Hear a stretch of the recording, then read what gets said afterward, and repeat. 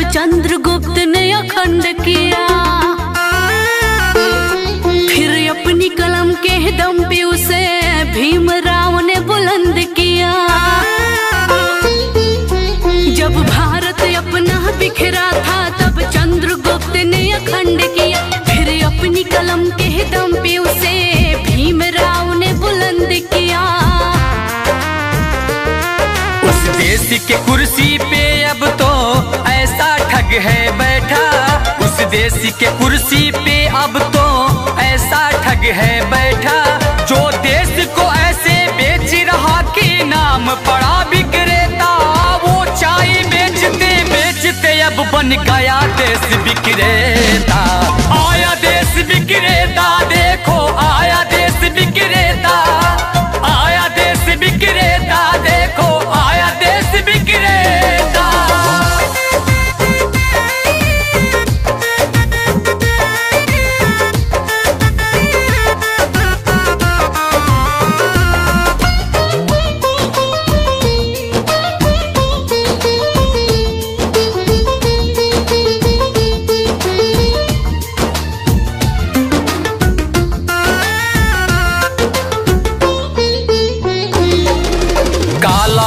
लाऊंगा कह के भारत का कोष भी साफ किया। श्रमिकों को भूखे मार रहा, धनिकों का कर्ज भी माफ किया।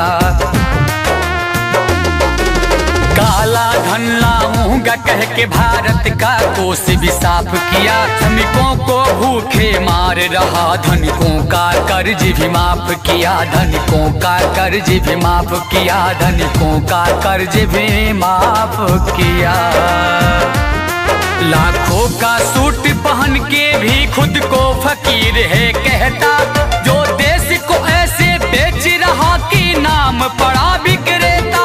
वो चाय बेचते बेचते अब बन गया देश विक्रेता।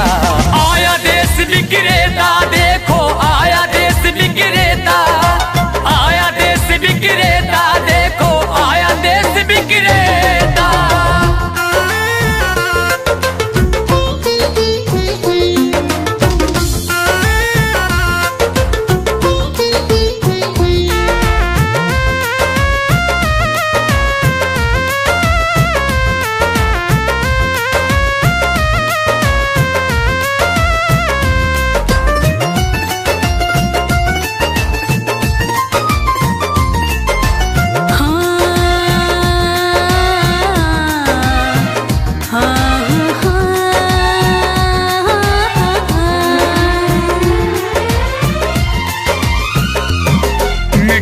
तो उसके जूते का कैसा है स्वाद बताती है। जब जब चुनाव हो तब उसको माँ की याद आती है। मीडिया तो उसके जूते का कैसा है स्वाद बताती है। जब जब चुनाव हो तब उसको माँ की याद आती है। माँ की याद आती है। माँ की याद आती है। किसी का संग दिल पति है तो वो किसी का मतलबी बेटा।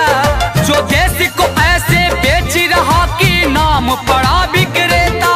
वो चाय बेचते बेचते अब बन गया देश विक्रेता।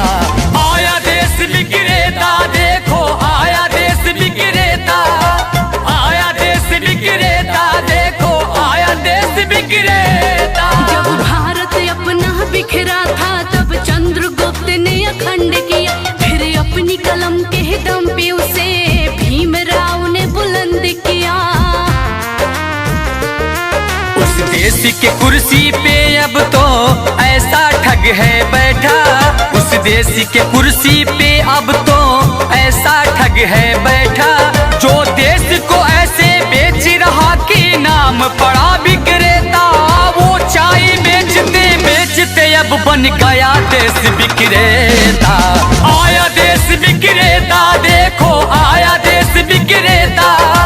आया देश विक्रेता, देखो आया देश विक्रेता।